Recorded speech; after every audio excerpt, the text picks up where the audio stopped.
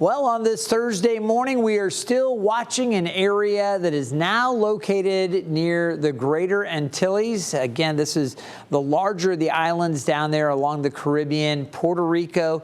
We've seen this area kind of move through this area. It's approaching Hispaniola, and it will continue to work off to the west.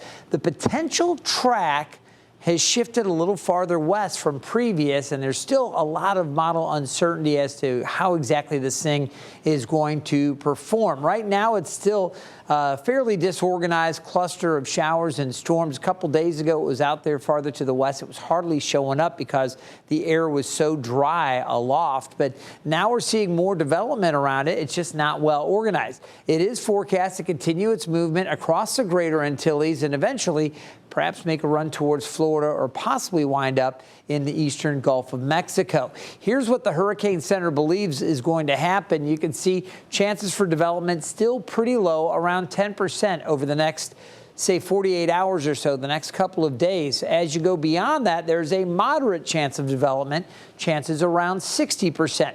Now, if you've been watching 13 News over the past several days, we've had this area of development from the Hurricane Center, and it's been shaded from the eastern Gulf, really back here off the southeast coast of the U.S. So we've been watching here. This was a previous thinking, but this area has shifted a little farther to the west.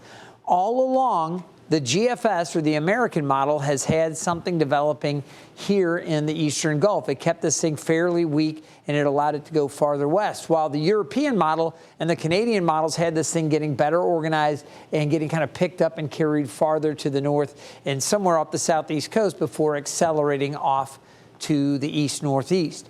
What we're finding now, the models are coming more into agreement with the GFS, or the American model. So take a look at these four models I've updated here. You can see the GFS model still carries it through the eastern Gulf and has it somewhere close to the Florida Panhandle into early next week.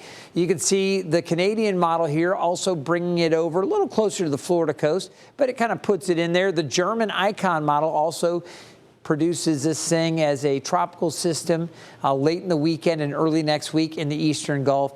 The European model, this blue line here, kind of has it less organized and kind of dumps just a lot of rain over Florida as a less organized system. I'm going to show you the GFS model again. Next week, we are looking for a potential tropical system in the eastern Gulf, and I just want to show you what the GFS is doing, and this just updated this morning, so you can see it now brings it up closer to the Big Bend area. Earlier, the previous run had it very close to the Florida Panhandle and basically stalled it there for a couple of days.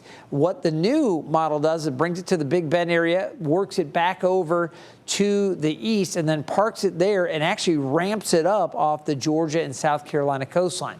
Now, again, it's one model, but it is interesting to note the solution. Beyond this time where it ramps up, it actually brings it back across Georgia and into the southeast U.S. So we'll see how that plays out. It may or may not do that. It may change completely. There is that model uncertainty, but for now, the models are trending with that more westward track with some kind of a tropical system over the eastern Gulf of Mexico into early next week. So the southeast U.S. obviously wants to keep a close check on this forecast for this system if it does develop and monitor all the latest developments. If it comes together, it will take the fourth name on the list. It will be Debbie. We'll see what happens. Stay tuned.